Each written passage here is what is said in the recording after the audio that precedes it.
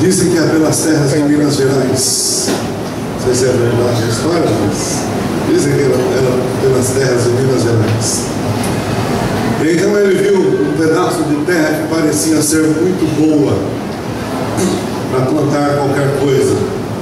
A terra tinha uma boa aparência. Então ele se aproximou daquela terra já com o intuito de comprá-la. E lá estava o dono da terra, cuidando da sua terra. Só que não tinha nada plantado, só tinha terra. Então o fazendeiro perguntou para o dono da terra. Falou que tinha apreciado a terra, que a terra era boa e ele gostaria de poder possuir aquela terra, de tê-la. Só que queria fazer algumas perguntas e perguntou para o dono da terra assim: escuta, essa sua terra dá feijão? Dá feijão aqui? O dono da terra olhou para o fazendeiro e disse: não, não dá feijão aqui nessa terra. Bom, você que dá feijão, a terra parece ser boa para feijão. O fazendeiro falou mais um pouquinho disso aí. Então peraí. Então essa sua terra deve dar milho, porque milho dá em quase todo lugar. Então aquela sua terra deve dar milho, não? O homem olhou para ele, o dono da terra, e disse: não dá milho aqui também não, nessa terra. Sua terra não dá feijão, não dá milho, mas milho dá quase em todo lugar. fazendeiro parou um pouco. Não, mas peraí, tem um negócio que deve dar aqui. Aqui na sua terra dá mandioca. Você sabe o que é mandioca? Mandioca, macaxeira, aipim, raízes. Mas lá em Minas é o que? Macaxeira ou mandioca? Mandioca. Eu acho que a história era de lá, né? A gente vai falar mandioca. Aí o fazendeiro perguntou para o dono da terra: olha, então na sua terra deve dar mandioca, né? Porque mandioca está em todo canto, é só plantar, né? Não dá mandioca aqui. O dono da terra olhou para o fazendeiro e disse: não dá mandioca aqui não. O fazendeiro falou: a terra parece tão boa, não dá feijão, não dá mandioca. O fazendeiro pensou e perguntou para o dono da terra: mas espera aí, e se eu plantar? Aí o dono da terra disse: se você plantar, dá feijão, dá milho, dá mandioca, dá o que você quiser. Sabe que assim é na nossa vida. Nós somos aquilo que plantamos. A nossa vida é feita de decisão. Sabia disso? As decisões às vezes não são fáceis, mas a nossa vida é feita de decisão. Você sabia que até a pessoa a quem você ama por uma decisão? Eu um dia desse aqui uma Deus nos deu o poder de decidir, que é o poder da escolha. Então, se nós somos o que plantamos, a temática hoje é o que eu estou plantando na minha terra, essa minha vidinha. Nós vamos falar um pouco sobre esta era de grande poder que está um pouco adiante de nós. Como que Deus resolve o problema da estiagem espiritual do planeta? Como que Deus resolve o problema da falta de poder das pessoas dessa terra? De acordo com Joel, capítulo 2, verso 23, Deus faz a promessa com a qual Ele quer resolver os nossos problemas espirituais. E através dessa promessa nós podemos estudar e vermos o que devemos plantar na nossa terra hoje. Lá em Joel, no capítulo 2, verso 23, olha, eu acho que um bocado de vocês está se esquecendo de trazer o bloquinho, né? Hoje seria um bom dia para você trazer o bloquinho. Todos os dias traga o seu bloquinho para você fazer suas anotações. Mas se você está com a Bíblia, abra ela em Joel e mantenha ela aberta em Joel, porque nós vamos ler alguns versos desse livro no decorrer da mensagem. No capítulo 2, verso 23. Deus faz a promessa com a qual Ele quer resolver os nossos problemas espirituais. Então olha para cá um pouquinho, vocês que estão lá nos cantos do nosso templo, olha o que Deus está dizendo: filhos meus, alegrai-vos, regozijai-vos, porque o Senhor irá fazer ser derramado sobre você a chuva do Espírito Santo. Diga amém. Porque é disso que precisamos. E Deus está aqui prometendo. Ele não está dizendo que talvez vai derramar. Se você vai receber essa chuva, não é outra história que vamos ver agora. Mas Deus irá derramar essa chuva sobre os seus filhos para regar a nossa terra espiritual. E Ele diz que derramará a chuva temporã e a serôdia. Portanto, o que é a chuva temporã e a serôdia? Esta foi uma ilustração que Deus, através dos profetas, usou para mostrar como que Ele iria proceder com o seu espírito para com seus filhos. Então a chuva temporã e a serôdia eram chuvas mesmo literais, e ainda são, na verdade, lá na Palestina, no Oriente. Eram as primeiras e as últimas chuvas de uma estação, de um período de semeadura e colheita. Você puder aumentar o microfone um pouquinho só, não sei se dá, para eu poder falar mais baixo, obrigado. Então eram as primeiras e as últimas. As primeiras eram as temporãs, a chuva temporã que vinha entre outubro e novembro. A outra viria entre março e abril, que era a chuva serôdia. A chuva temporã era entre o outono e a primavera. A chuva temporã vinha para preparar a terra para a semeadura, naquele período entre outubro e novembro. Sem a chuva temporã não havia como realizar a semeadura, por uma razão muito simples: a terra da Palestina é seca e dura, igualzinho o coração dos homens hoje. E então a chuva temporã vinha, e ainda vem, isso ainda acontece na Palestina. A chuva vem preparando a terra, amolecendo a terra, ou até, se você quiser entender assim, adubando a terra, para que então se faça a semeadura. Sem a chuva temporã não há semeadura. Mesmo porque se houver semeadura na chuva sem a chuva temporã, essa semeadura vai ser em vão, porque a terra não estará preparada. Estará dura demais, e a planta, ou melhor, e a semente não vai botar. Vai ser igual aquela semente jogada na beira do caminho da parábola que Cristo mencionou. E aí, depois que eles faziam a semeadura, vindo a chuva temporã, a chuva temporã continuava entre uma estação e outra, entre novembro até março e abril. Muitos pensam que vem a chuva temporã, para tudo, depois vem a chuva serôdia. Não é assim. A chuva temporã vem de uma forma forte e continua caindo para cultivar a plantação. E quando chega lá por março e abril, aí se faz necessário uma chuva mais forte, uma chuva torrencial, que é a chuva serôdia. E por que a chuva serôdia se faz necessária? O problema não é na semente em si, e o problema também não é na chuva em si. O problema é o clima no Oriente Médio, que quando chega entre março e abril, é por demais quente, árido. Se não houver uma chuva dobrada, se não tiver uma queda de chuva dobrada, o fruto sai mirrado. Lá na Bahia, no tempo que eu morava lá, a gente dizia que o fruto sai peco. Sabe o que é um fruto peco? Não? Vamos lá. É um frutinho murcho. Ele foi verde, ficou meio inchado de vez, só que não amadureceu, ele passou direto para a podridão. Então esse fruto não cresce, não dá sabor, fica mirrado. Já viu aqueles frutinhos murchos? Já viu? Então assim isso é o que acontece com os frutos na Palestina se não vem a chuva serôdia, porque o clima é forte, a temperatura é muito alta. Se não vem uma chuva dobrada, o fruto não se desenvolve, ele murcha, não amadurece, murcha. Então Deus, na sua onisciência, derrama a chuva em porção dobrada quando chega na época da colheita, para que o fruto saia forte, para que o fruto saia bonito, para que o fruto saia saboroso, cheio de vida. Então é necessário a chuva temporal, ou melhor, a chuva serôdia. Então o que Deus fez na Bíblia? Ele pegou essa realidade da Palestina para simbolizar o que ele iria fazer com o derramamento da chuva do Espírito, que derramaria o Espírito semelhantemente à chuva temporã e à chuva serôdia. Em Joel, ainda, no capítulo 2, ainda, e no verso 28 e 29, Deus alarga esta promessa.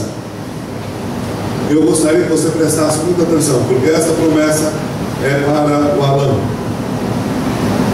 Essa promessa é para você e para mim. Não foi para os discípulos do passado, não foi para Abraão, Isaac e Jacó. Esta é a promessa que Deus faz para você. E eu fico assim, vibrante com essa promessa, sabe? Porque Deus diz assim: olha, e acontecerá depois que derramarei o meu Espírito sobre toda a carne. Vossos filhos e vossas filhas profetizarão. Olha, presta atenção nisso. Não deixe passar isso desapercebido. Quem é que vai profetizar? Quem é que vai profetizar, irmãos? Olha que maravilha. Vossos filhos e vossas filhas profetizarão. Vossos velhos sonharão. E vossos jovens terão o quê? Está fraco. Vossos jovens terão o quê? Diga amém. Diga aleluia. Porque Deus está dizendo: eu vou voltar a usar os meus jovens. Os meus jovens vão voltar a ter visões. Quem irá profetizar são os nossos filhos. Isso não é maravilhoso? Isso pode trazer um alerta para as pessoas de mais idade e um outro alerta para os jovens, porque os de mais idade às vezes têm a tendência em pensar que os jovens estão de todo perdidos. Mas Deus diz assim: são esses jovens que terão visões em nome de Jesus Cristo. Amém. Entende? E a mesma coisa é com os jovens. Se são esses jovens que terão visões, será que você está com uma vida tão consagrada, jovem, apto a receber uma visão do céu? Mas não se enganem, aqueles que irão terminar a obra de Deus nessa terra são esses meninos e meninas que estão na nossa igreja. Precisam se consagrar, precisam se aproximar de Deus, precisam deixar Deus chegar a eles e dizer: ei, se liga na maionese aí, muito prazer, eu sou Deus, estou aqui, quero dar uma visão a você. Quando nós olhamos para o passado, nós vemos que Deus usou pessoas de idade também, mas quando Deus quis mudar a história da terra, quando Deus quis mudar o homem, a humanidade de rota, Deus sempre usou um jovem. Ele usou homens de idade também, mas quando foi para mudar a direção da terra, era um jovem que aparecia na brecha. Eu pergunto: você poderia ser um jovem desse para mudar o rumo da terra, para mudar o rumo, para, em castelhano eles dizem cambiar, para mudar a rota do mundo? Você poderia se colocar um jovem desse que se colocasse na brecha, como Daniel com 17 anos, como José também com 17 anos, ou Davi com 17 anos, como João que escreveu o Apocalipse, quando foi chamado não tinha mais que 16 anos? Você poderia colocar-se na brecha como um desses jovens? Deus quer usar os jovens, Deus tem sede de usar os jovens. Agora, será que Deus pode encontrar um jovem que se coloque na brecha por ele aqui no colégio? Nos últimos dias, são os jovens que terão visões, são esses jovens que receberão a chuva do Espírito Santo em porção dobrada. E na história, como que aconteceu o derramamento da chuva temporã e da chuva serôdia? Tradicionalmente nós pregamos, e de fato foi assim, que a chuva temporã do Espírito veio na época do Pentecostes. E quando veio essa chuva temporã na época do Pentecostes, você se lembra do que acontecia lá? Quando nós lemos o livro de Atos, eu vou lhe dizer, se você é alguém apaixonado por Deus e pelo Espírito Santo, se você é alguém que quer ver essa igreja triunfante, não tem como você não se emocionar quando você ler o livro de Atos. Porque o Espírito da quase não é Atos dos Apóstolos, é Atos do Espírito. O Espírito possui o coração daqueles homens, e homens que não sabiam falar nem a própria língua deles direito, que era o aramaico, começam a falar outros idiomas para que o Evangelho se expanda. Jesus havia dito para aqueles homens, para aqueles discípulos iletrados quase, pregar o Evangelho a todo mundo. Como que eles iam pregar o Evangelho a todo mundo se eles não sabiam falar nem a língua deles quase? Quando você vê as cópias dos originais do livro de Pedro, por exemplo, ou até mesmo do livro de João e Apocalipse, esses livros, os originais deles, são todos cheios de erros ortográficos, de erros gramaticais, porque eles não sabiam nem escrever direito. Agora Deus diz para esses homens: é vocês que vão pregar o Evangelho ao mundo. Como? Aí Deus diz: o como é comigo, pode deixar. Se você se coloca, querido, se você se coloca na brecha por Deus, o como é Ele que resolve. Deus não está preocupado na quantidade de conhecimento que você tem, na competência pessoal que você possui. Deus está preocupado se você vai se colocar na brecha por Ele, porque o como é com Ele, não é com a gente. Ele diz: eu quero usar vocês. Senhor, nós não sabemos falar nem nossa língua direito, então pode deixar comigo. Em um determinado momento Deus deixa aqueles homens do Espírito, e eles começam a falar o grego, o egípcio e tudo quanto é língua que havia naquela época, com o propósito de levar o Evangelho, não uma língua estranha que ninguém conhecesse, mas uma língua em que as pessoas das outras nações que estavam visitando a Jerusalém, essas pessoas ouviam aqueles homens falar em sua própria língua, e assim quando elas iam agora para a sua nação, quando elas voltavam para a sua terra, elas voltavam conhecendo a pessoa de Cristo Jesus. E agora elas iriam pregar lá na terra delas, na língua delas, e o Evangelho iria se expandir por todo o mundo. Não é maravilhoso sabermos tudo que Deus precisa? É um jovem que diga assim: Senhor, sonda-me, quebranta-me, transforma-me, encha-me e usa-me. É só o que Deus quer. O como é com Ele, querido. E nós vemos milagres acontecer naquela época com a chuva temporã. É um coxo que se levanta, é um morto que ressuscita, é um cego que vai a ver. É a chuva temporã do Espírito Santo sendo derramada. Ela continuou na história, durante a história cristã. Ela não cessou. Todas essas épocas que nós temos de reavivamento na história cristã eram homens recebendo a chuva temporã do Espírito Santo. Mas agora, nos últimos dias, em que estamos vivendo, e ao chegarmos mais para frente na história humana, se fará necessário vir a chuva serôdia do Espírito Santo, não por causa da semente, que a semente é a palavra de Deus e não vai mudar, não por causa do Espírito, mas por causa da terra. O clima do pecado é intenso. É necessário uma chuva em porção dobrada para preparar os santos para a crise final e para realizar uma última e grande colheita. Então, no último momento da história dessa terra, Deus manda o seu Espírito Santo, e é quando os jovens terão visões, sonharão, profetizarão, quando a história da terra estará tomada por um pequenino povo cheio de poder. Será uma era de grande poder quando o Espírito Santo for derramado na chuva serôdia. Agora veja, isso você precisa entender. Ao chegarmos no final dessa história, todos serão cheios de alguma entidade. Todo ser humano na face dessa terra será cheio de algum espírito. Todos. Ou a pessoa é cheia do Espírito de Deus, ou é cheia do espírito de demônios. Mas não terá um meio termo no último momento da história dessa terra. Ou você tem o Espírito de Deus, ou é possuído e controlado pelo espírito de demônios.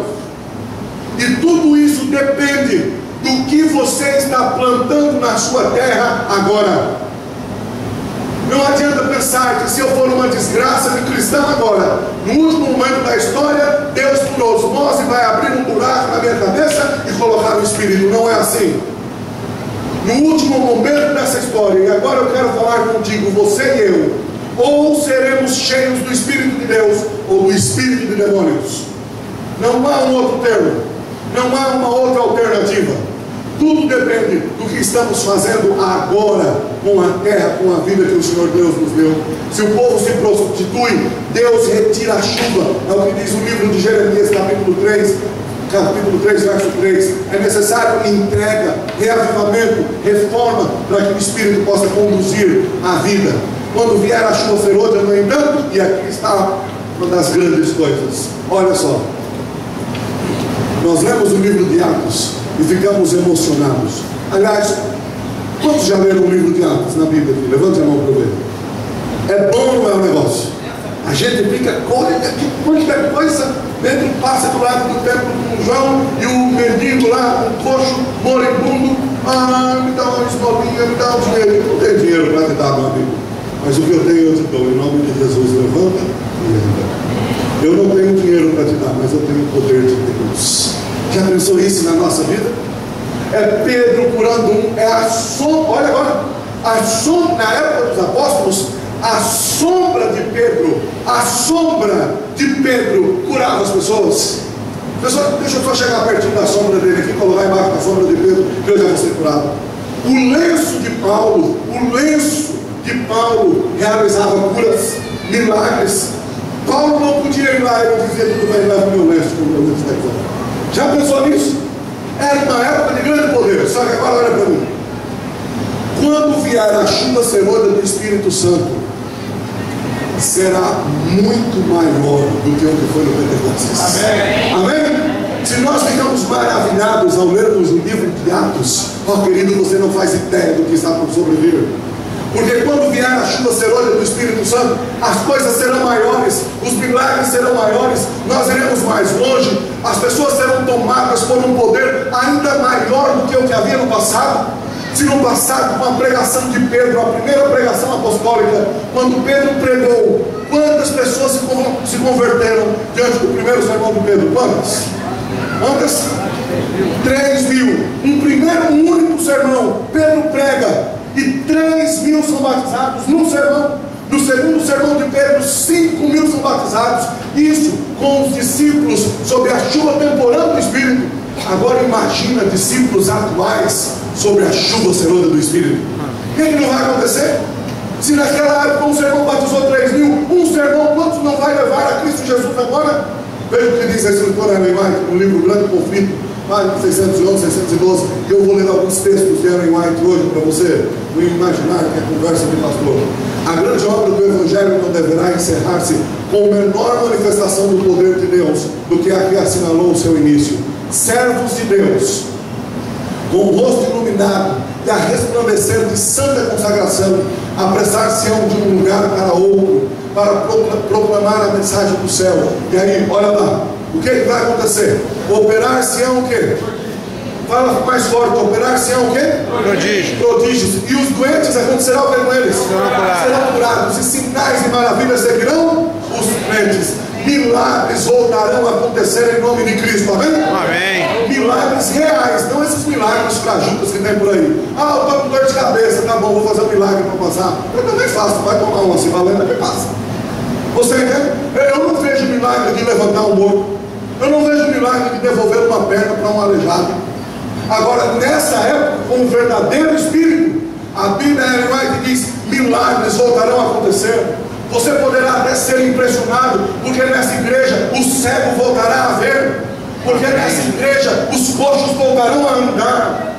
Eu tenho uma igreja, não tenho mais, não é mais o meu distrito, lá em São José dos Campos, e tem um elevador para as pessoas irem à igreja, porque a igreja é anual, e pelas leis aí tem que ter um elevador. E pagaram uma fortuna para colocar aquele elevador lá. Enquanto estavam colocando aquele elevador, quando eu fui à igreja, estava naquela guerra com o elevador, não estou muito dinheiro, quando vai arrumar dinheiro? Eu digo: irmão, vamos esperar um pouco mais, porque daqui a um tempo, coxo que chegar lá embaixo nessa igreja, nós vamos fazer ele andar, para ele subir essas escadas andando. Amém. Amém por isso? É o que Ellen White diz: a igreja voltará a ser possuída pelo Espírito de Deus. A chuva serôdia será maior que a do Espírito. Ellen White diz: o derramamento do Espírito nos dias apostólicos foi a chuva temporânea, e glorioso foi o resultado. Mas a chuva serôdia será o quê? Mais abundante. Oh, querido, precisamos disso. Preciso me preparar para isso. Agora, quando virá a chuva serôdia? Quando virá? E aqui eu começo a falar contigo. Quando virá? Nós ouvimos e lemos na Bíblia aqui aquilo que nos pegará como ladrão. Pelo menos aparentemente a volta de Cristo pegará alguns como ladrão. Já ouviram isso? Tem essa descrição, por exemplo, no Apocalipse 16:15. Agora a pergunta é assim: como que a volta de Cristo pegará os crentes como ladrão? A volta de Cristo em si. Não haverá como a volta de Cristo em si pegar aqueles que conhecem a Bíblia como ladrão, mesmo que não estejam sendo fiéis, porque conhecer a Bíblia não quer dizer ser fiel. Agora, como que a volta de Cristo poderá pegar essas pessoas como ladrão, se hoje há teólogos e teólogos que conhecem a Bíblia? Haverão alguns acontecimentos que pré-anunciarão a volta de Jesus, como por exemplo o decreto mundial da guarda do domingo, para todos guardarem o domingo. Recentemente nós vimos aí, não sei se você viu, aliás, a sopa e o pipa. Viu a sopa e o pipa? Eu estava no Peru esses dias e eu não gosto de sopa. E lá no Peru eles servem sopa no café da manhã, no almoço, no jantar. Eu emagreci, fiquei um mês lá, emagreci 6 quilos. Amém. Amém. Acho que vou voltar para lá para continuar a emagrecer. Não gosto de sopa. Eles são apaixonados por sopa. E quando eu estava lá um dia num noticiário qualquer lá, eu vi o anúncio do sopa e do pipa. Que é o sopa e o pipa atual agora, alguém sabe? Uma lei norte-americana que bloqueou alguns acessos pela internet por esses sites aí que as pessoas baixam tudo, como Google, YouTube, etc. Não sei se você percebeu, mas já não está mais tão fácil baixar alguns arquivos, baixar algumas coisas. Por quê? Porque o Congresso norte-americano decretou uma lei. O SOPA, e aí o SOPA e PIPA são as iniciais dessa lei em inglês. E não me pergunte o que significa, porque agora não vou saber. Mas essas leis, elas decretam o bloqueio de vários e vários documentos pelos acessos da internet. E aí ela visa bloquear a pirataria, bloquear o acesso a alguns documentos privados norte-americanos, mas simplesmente o Congresso norte-americano decretou sobre o PIPA. E hoje no mundo inteiro ninguém pode mais usar o Google como usava antes. Com total liberdade, porque tem alguns bloqueios lá. Simplesmente porque o Congresso decretou.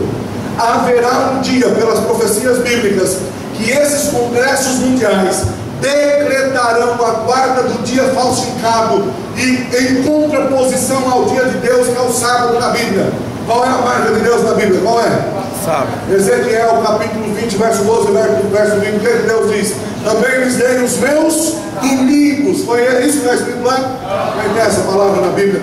Também lhes dei os meus sábados para servirem de quê? De sinal entre mim e vós, para que saibam que eu sou o Senhor, vosso Deus, que os santifica, diz Deus, que os separa. Deus deu sinal. Agora o diabo usa homens e vem com outro sinal. E chegará um tempo, pelas profecias bíblicas, de acordo com Apocalipse 13, que esses congressos mundiais decretarão a guarda do domingo como um dia oficial de guarda para todo mundo. Isso já estará pré-anunciando que Jesus estará voltando. Outros acontecimentos, como o derramamento das pragas, a perseguição dos santos, irão indicar que Cristo está voltando. Então, como que a volta de Jesus em si pode pegar aqueles que conhecem a Bíblia como ladrão? Não pode. É por isso que o que vai pegar muita gente como ladrão não é a volta de Jesus em si, mas é o derramamento do Espírito Santo em chuva serôdia. Porque se a volta de Jesus é pré-anunciada por alguns eventos, a chuva serôdia não tem nada que pré-anuncie essa chuva. Ela é o próximo acontecimento na história espiritual da terra, junto com o decreto dominical. Surge o decreto dominical, consequentemente Deus envia a chuva serôdia do seu Espírito aos seus filhos fiéis nessa terra. E aí, quando virá o decreto dominical? Eu não sei. Quando virá a chuva serôdia? Eu também não sei. Não dá para a gente fazer nem ideia. Então, o que pode pegar as pessoas como um ladrão é a chuva serôdia do Espírito. O problema é que sem a chuva serôdia, os crentes não têm condições de subsistir à época final dessa terra. Não terão condições de subsistir à perseguição final. É por isso que hoje é o tempo de nos prepararmos para receber a chuva serôdia do Espírito Santo. Estar despreparado para a chuva serôdia do Espírito Santo é estar perdido. Não me preparar hoje para recebê-la é ser pego pelo ladrão quando essa chuva vier. A chuva serôdia do Espírito Santo não prepara ninguém. Porque o tempo ou a terra deve ser preparada no tempo da chuva temporão ou da chuva serôdia? A terra é preparada, cultivada no tempo da chuva temporão ou da serôdia, irmão? No tempo da chuva temporão. Se eu não preparo a terra nesse tempo, quando vier a chuva serôdia, eu não poderei recebê-la. Por isso que é necessário eu sorver hoje todas as gotas da bênção do Espírito que Deus vai me dar. Todas as orientações que o Espírito de Deus me dá, quer seja pela palavra de Deus, quer seja pela minha consciência, pelo Espírito de profecia, pelo aconselhamento de alguém, eu preciso acatar as orientações do Espírito. Isso é estar recebendo a chuva temporã do Espírito. Se eu não recebo a temporã, não estarei preparado para receber a chuva serôdia. Sem o aproveitamento da temporã, não alcançará a serôdia. É por isso que eu posso desafirmar. Agora olha bem para cá. Por isso que eu posso desafirmar sem nenhum medo que não há muita diferença de um adventista desprovido do Espírito de um apóstata qualquer. Ambos estão perdidos, ainda que o adventista esteja dentro da igreja. Você entende? Nós devemos nos lembrar que o problema de Laodiceia não é que ela é fria. Qual é o problema de Laodiceia? Está fraquinho. Qual é o problema de Laodiceia? Que ela é morna. O problema das 5 virgens loucas, em Apocalipse de Mateus 25, não é que elas não têm nada de azeite. Qual é o problema delas? É que elas têm pouco azeite. Esse é o problema. O que é isso?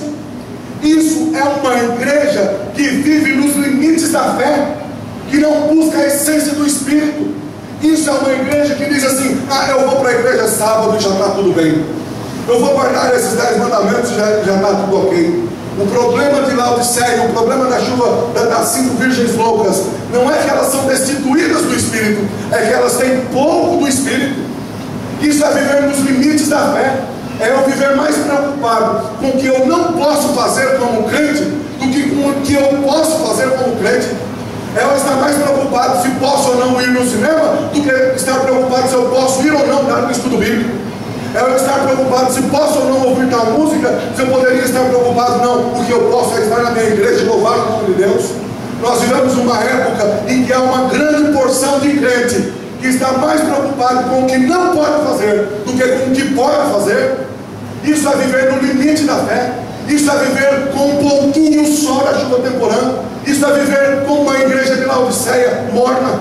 É viver com um pouquinho de azeite. Eu vou até onde eu posso ir sem a igreja me disciplinar. E aí nós procuramos viver o mais longe possível de Deus. Se eu puder viver aqui e Deus lá naquela ponta, e ainda assim eu posso ser salvo, então eu vou ficar aqui. Quando na verdade o que deveria acontecer é eu querer me aproximar cada vez mais de Deus e ouvir dizer: muito prazer, eu sou Deus, quero governar a tua vida, quero dirigir a tua vida. Você entende, querido? Não haverá como recebermos a chuva serôdia do Espírito se não soubermos cada gota da chuva temporal do Espírito. Não haverá como estarmos cheios de poder no futuro se não nos consagrarmos a Deus no dia de hoje. Portanto, tanto Laodiceia como as 5 virgens são candidatas a serem pegas pelo ladrão. É necessário o aproveitamento máximo da chuva temporã para recebermos a chuva serôdia. Ellen White diz: a chuva serôdia jamais há de refrigerar e fortalecer o negligente. Jamais a chuva serôdia irá fortalecer aqueles que negligenciam a devoção a Deus, aqueles que são negligentes para com Deus hoje. E para estar preparado para a segunda vinda de Cristo, é preciso estar preparado para a segunda vinda do Espírito. Se eu não estiver preparado para isso, para a segunda vinda do Espírito, não estarei preparado para a segunda vinda de Cristo. Então eu preciso terminar me perguntando: você está se preparando para isso? Você está sorvendo cada gota da chuva temporal do Espírito? Você é alguém que está tentando levar uma vida cristã o mais próximo possível de Deus ou o mais longe possível? Se eu puder ir na balada um dia e a igreja não fazer nada comigo, se eu puder ir na balada e não encher a cara, se eu puder ir na balada e não dançar, se eu puder ir na balada e não formicar, então eu vou na balada. Se eu puder ir na balada e não usar drogas, então eu vou na balada. Fico lá, não tem problema, eu não estou bebendo, não estou dançando, não estou me drogando, não estou adulterando, não estou na balada. Não deveria ser a ideia: será que eu posso passar essa noite com Deus hoje? Será que eu posso me consagrar a Deus hoje? Será que eu posso estudar só na sexta-feira à noite? É só sexta-feira à noite, não tem problema não. Você entende? Deus hoje está nos alertando assim: filhos, eu quero que vocês sejam possuídos de poder. Eu quero que vocês tenham sonhos. Quero que vocês tenham visões. Quero que vocês profetizem em meu nome. Quero que vocês façam milagres. Mas eu não posso fazer isso se você está procurando viver nos limites da fé. Eu não posso fazer isso se você não está se consagrando a mim. Eu não posso fazer isso se você não está sorvendo cada gota da chuva temporal do Espírito. Não quero te perguntar: quantos de vocês querem dar o melhor de si para se consagrarem a Deus, não viverem mais nos limites da fé, mas viverem a cada dia perto de Jesus Cristo? Quantos de vocês querem receber cada gota da chuva temporã para quando vier a chuva serôdia estarem preparados para ela? Levante a mão. Amém. Amém. Nós vamos ouvir uma música agora. Minha esposa irá cantar. Pedi para ela cantar hoje porque ela tem uma música do Espírito. E aí eu quero que você, nesse momento, tome uma decisão. Eu disse no início: tudo depende do que estamos plantando na nossa terra hoje. Nossa vida é feita de decisão. Eu quero que você jovem, que você adulto, que você mulher, que você homem, tome uma decisão hoje a Deus. Uma decisão de se aproximar, não somente nesses dias de retiro, mas cada dia de sua vida estar perto de Cristo. Não viver lá nos limites da fé, mas viver aqui próximo de Jesus. Você quer tomar essa decisão?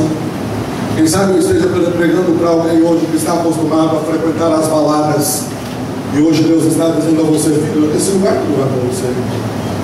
Esse lugar não é lugar para você estar, porque você tem que estar comigo. Eu não posso falar contigo.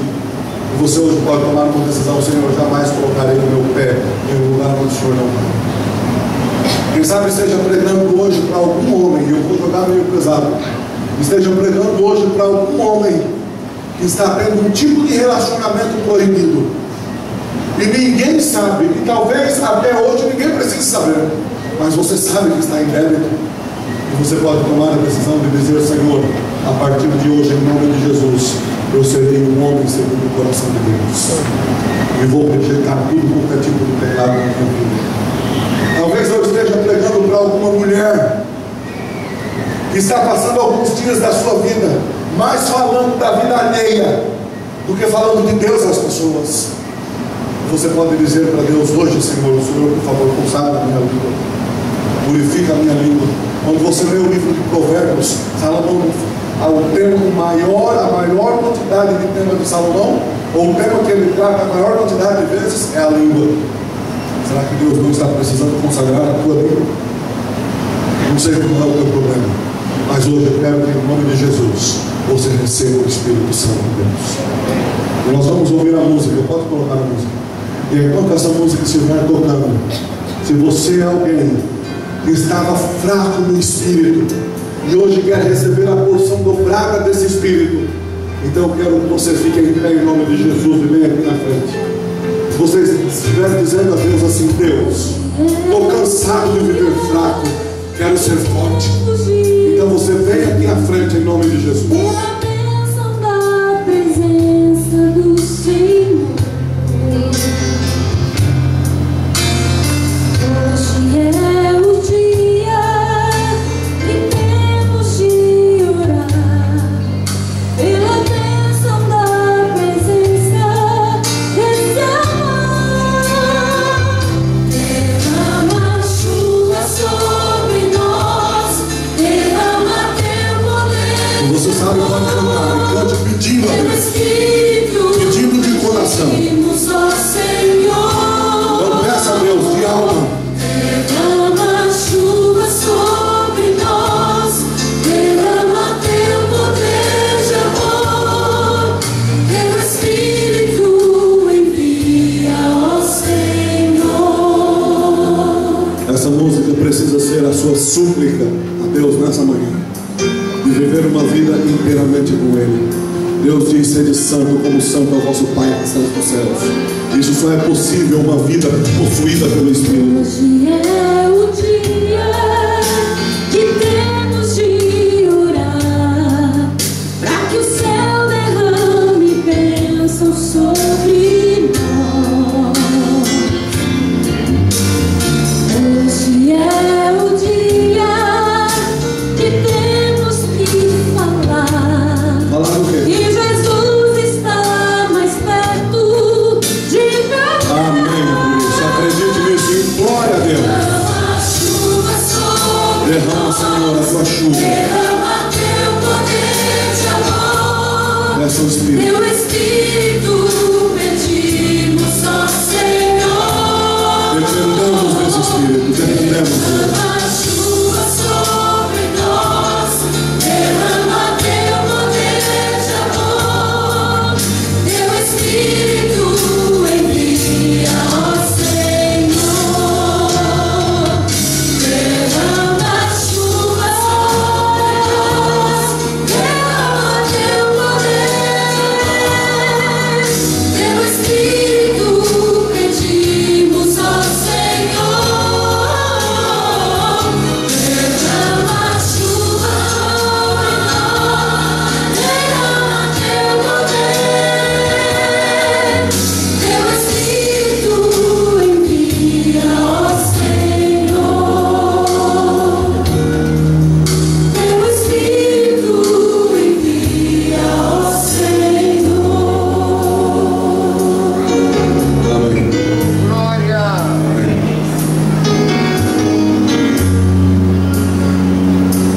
Eu quero suplicar a você uma coisa hoje. Não deixe a sua vida ser como era, não. Não deixe ser como era, não. Tenha a vida de Cristo na sua vida. Seja uma pessoa guiada pelo Espírito a cada dia. A cada dia diga a Deus assim: Senhor, não me deixa só, por favor. Não me deixa trilhar esse caminho só. Governa-me com o teu Espírito. Diga isso a Deus a cada dia. Em Lucas capítulo 11, verso 13, Jesus diz assim: que derramaria a chuva do Espírito, que daria a bênção do Espírito. Era só pedirmos. É só pedir. E Deus vai lhe dar. Feche os olhos, feche a cabeça. Vamos orar. Pai, obrigado. Obrigado, Senhor, porque Tu não nos deixou a sós para enfrentarmos as aflições desta terra. O Senhor providenciou o nosso amigo fiel, o nosso Deus Consolador, o Santo e Divino Espírito. E nós te dizemos muito obrigado. Espírito, que hoje Tu possas estar se apresentando a cada um desses Teus filhos e Tuas filhas. Que o Senhor esteja na vida deles hoje dizendo: muito prazer, sou o Espírito Santo de Deus. Quero guiar sua vida, quero lhe dar paz, quero lhe dar alegria e felicidade. Ó Senhor, se apresente, e que cada pessoa que aqui está tenha o coração como uma terra boa, de maneira que possa aceitar a Tua presença, aceitar a Tua mensagem e dar frutos para a eternidade. Então, Senhor, encha-nos do Teu Espírito Santo. Quando estiverem na gincana hoje, que estejam cheios do Teu Espírito. Quando estiverem lá no futebol, que o Teu Espírito possa estar sendo o árbitro do futebol. Quando estiverem na piscina, que o Teu Espírito esteja lá, refrigerando o espírito, a alma e o espírito de Teus filhos. E quando esse retiro terminar e voltarmos para as nossas casas, voltarmos para as nossas labutas, que sejamos pessoas cheias do Espírito Santo de Deus. No nome de Jesus te pedimos, amém.